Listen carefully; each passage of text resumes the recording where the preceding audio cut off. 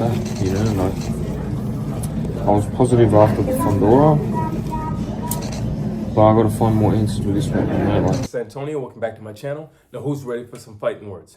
In this video, I want to talk about what happened with Bakhram and Tim Tszyu. I want to touch on three things in particular: before the fight, during the fight, and the aftermath of the fight. Really quick, if you like the videos, please take the time right now, subscribe to the channel. Literally takes one click. Also, if you could, hit that thumbs up button. It does help. It shows love and it supports this channel. Let's talk about this. So, what happened? First, I know what you're all saying. Why is he wearing shades? Because it's a dark day, okay? That's why I'm wearing shades. It's a dark day. So, once I feel a little bit better about things, I was messaged right after the fight, and a lot of people were saying what happened and what are my thoughts. And honestly, I've seen the fight a few times now, and I'm still a little shocked at not necessarily what happened, because I know how capable Bakhram is, but how he did it. It looked like a dad roughhousing with his son. It looked that bad. It looked worse than... Well, it was up there with Ryan Garcia and Devin Haney, truthfully speaking. So, prior to the fight, I made a video. And I'm like, I don't like Tim Tszyu focusing on everybody else. And, I got a lot of backlash for that. A lot of people messaging me and saying, hey, what are you talking about? Tim Tszyu, he's a professional. He knows what he's doing. He's answering questions. Okay, that's true. But I still noticed it. And it was very noticeable. And, so there's... Anthony Joshua is really good at focusing on the individual ahead of him. And, you look at his fight with Daniel Dubois, and he didn't do it. He was kissing babies and everything else. He didn't do it. And I didn't like that. And I mentioned it with him. I said, I don't know. I don't think this guy's 100% locked in. And I look at Tim Tszyu and I'm like, why are you talking about Terrence Crawford every 5 minutes? Why are you talking about Pandora every 5 minutes? Why are you even mentioning Canelo? You guys are not even in the same weight class. I mean, at least it makes more sense for you to mention the other guys. Why are you even talking about this guy? You need to be focused on this animal that is in front of you. Bakhram is no joke. And I said that. And, but I got a lot of backlash for saying it. And it turns out, I guess, maybe there was some truth to what I said. Because now, listen to the overall reaction. A lot of people are saying, well, he wasn't totally locked in. Not that I really care that much about what other people say. But it helps when it confirms what I was initially saying before any of them said. That's why I'm bringing it up. Let's see. Let's also talk about the cut. I also said in that video, what if that cut were to open up? And, just throwing it out there, like, hey, what if this cut opens up? Are you fully healed from this? We all seen in the fight, Tim's checking to see if he's bleeding or anything like that. All right, coast is clear, I'm not bleeding. And it's just like, well, no, maybe you have some post-traumatic stress.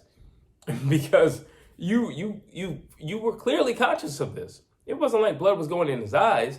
That means you have been sparring with headgear. Now you're getting punched with no headgear. So you feel something trickling down your forehead, which is sweat, but you feel something trickling down your forehead and you go to check. And it seems the coast is clear, but you were conscious of it. And that's the point that I was making. You're not 100, just because you're 100% physically healed doesn't mean you're 100% mentally healed from something. And that is traumatizing when you see your own blood, especially when you've seen it flowing the way Tim Tszyu saw his blood flowing. So, not a good sign. Let's see. Now let's just jump into the fight. Listen, I get the whole throwback thing that he likes to throw out every 5 seconds, but I didn't like that he just ran straight across the ring and he just thought he was going to duke it out with Bakhram. And what prompted me to make that video, that second video, was Bakhram saying, well, all he does is get into fights and slugfest. He's like, my game plan is to not get hit and to hit him. I don't want to get hit. I'm going to be moving. I'm going to be jabbing. And I'm like, that sounds like a smart boxer. I see Tim Tszyu run across the ring, head straight up, arms out like this, marching head on in. He's not even sideways. No, he's full on head first. And I'm just like, what are you doing?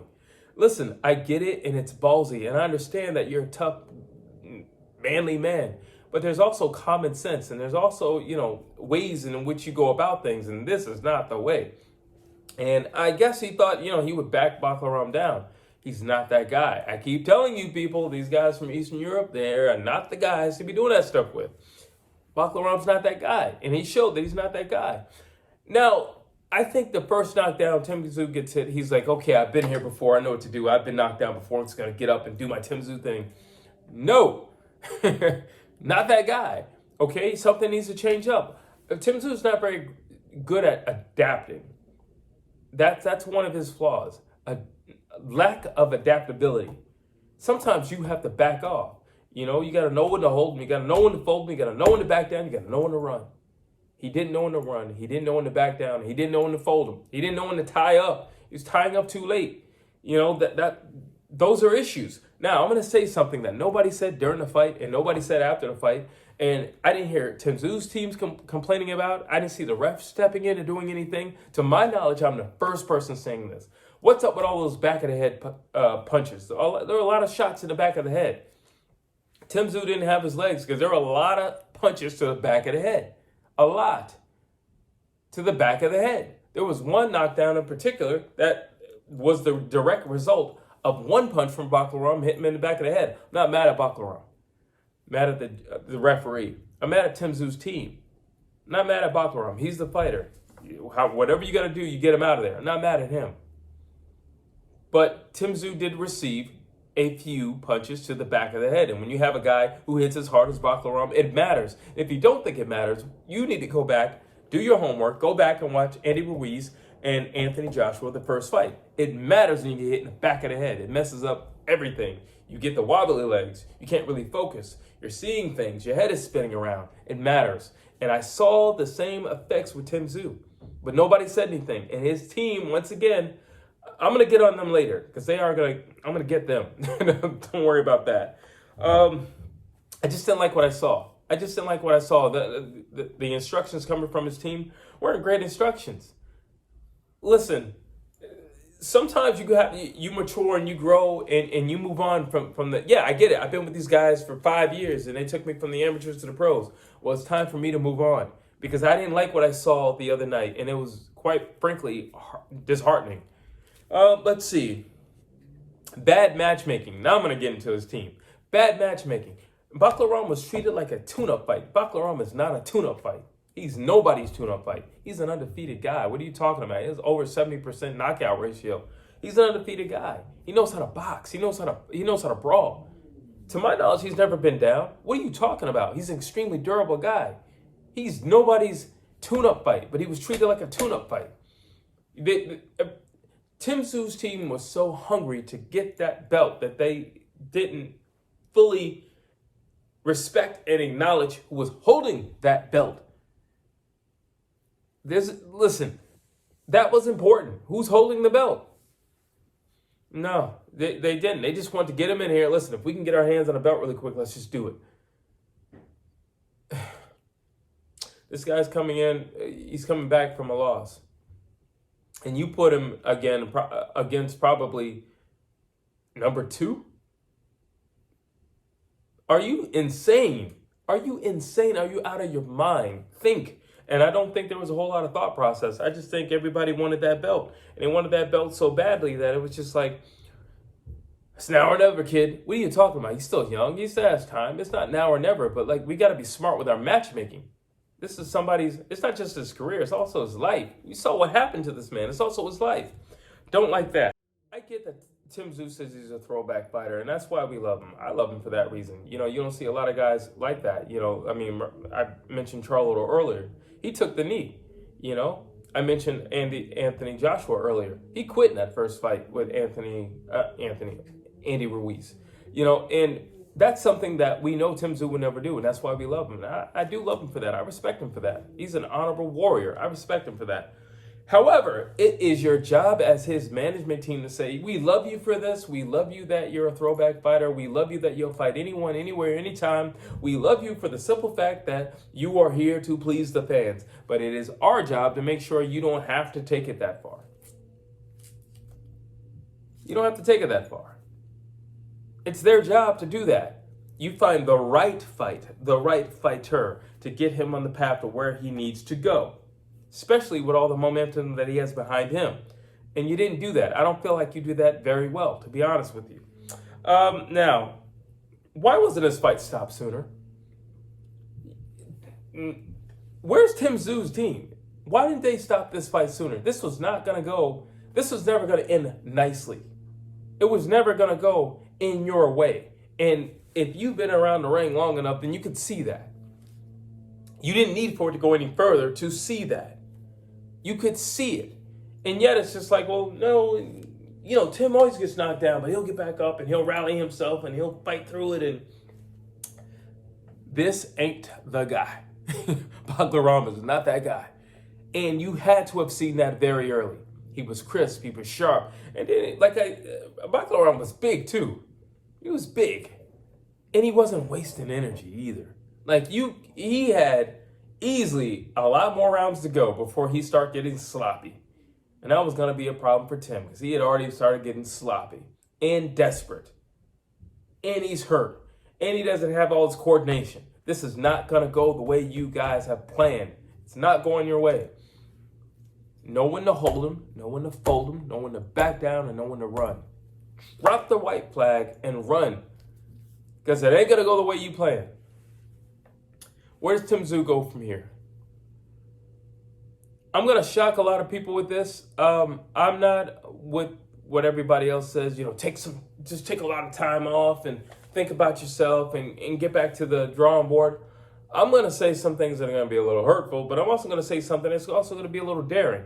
The first thing I'm going to say is going to be a little hurtful is I think Tim Tszyu needs to consider a new team. And that's from management all the way down to the people in the corner. I don't doubt that they have his best interests at heart. The problem is they didn't show it. That's the problem. They didn't show it. So that's number one. Maybe you need somebody in your corner. Listen, and I've been saying this, and I'm sincerely truthful about this. Someone please get me in contact with George Rose. I'm dead serious. I'm not even joking anymore. I'm dead serious. I would love to talk to this man. I would love to talk with somebody in Tim Tszyu's camp. Tim Tszyu needs to understand head movement. Where was all this stuff that you were doing with your last fights? How are you posting up on Fundora, who's 9 feet tall, and you won't do it with Bakhram? What is going on? And it's just like, you can tell sometimes what people practice on in camp, and I just feel like with Tim Tszyu, maybe it was just power, power, power. Get this guy out of here in devastating fashion. Power, power, power. That was it. I could be wrong, I wasn't there. But you need a new management team. Because I don't trust those guys. I don't trust those guys. You need some new guys in your corner. Because I think, not that I don't trust them. Well, I don't trust them because they were literally going to let you die the other night. But I also don't trust that they can continue to teach you at the top level. You need to get some new guys in your corner. That's my thoughts on that. And I am serious when I say, please get me in contact with somebody over there. I'm not even joking anymore. I would love to be in contact with George Rose. I would love to be in contact with the Tim Tszyu. I would love to just sit down and talk to somebody if you know somebody. Lastly, what's next for Tim Tszyu? I don't think he needs a tune-up fight. Or not the tune-up fight that somebody thinks, like maybe, number 7 and then beat the crap out of number 7 and then go to number 5. No. Listen, Jermell Charlo has been missing in action since that horrible performance against Canelo Alvarez. And he's probably still taking that same knee. He is coming back. When he comes back, if I'm with the Tszyu camp, that's the fight that I want. Why do I want that fight? Well, Charlo left like a coward. Charlo's been gone for a very long time. Charlo has a lot of personal problems and issues, including a divorce. And I hate to say it like this, but it's strategy. It's strategy, people. So that's why I'm saying it like this. It's strategy. He's the perfect opponent. And he was the undisputed champion at 154. If I'm with Tim Tszyu, I can get my hands on the Charlo. If I can secure that fight, we can beat Jermell Charlo. Well, we gained back our credibility overnight because he's the last guy to do it at 154. He was undisputed. Whether you like him or not, he was undisputed. Instant credibility. Right back. Cool. top-notch guy. Cool. He's not out of the top 5. He's a top-notch guy, and he's the most credible guy at the weight. He's perfect. He's been going for a long time. He's perfect. He's perfect. He's literally perfect. I'm not even joking. He is perfect. If I'm around Tim Tszyu, go for Charlo.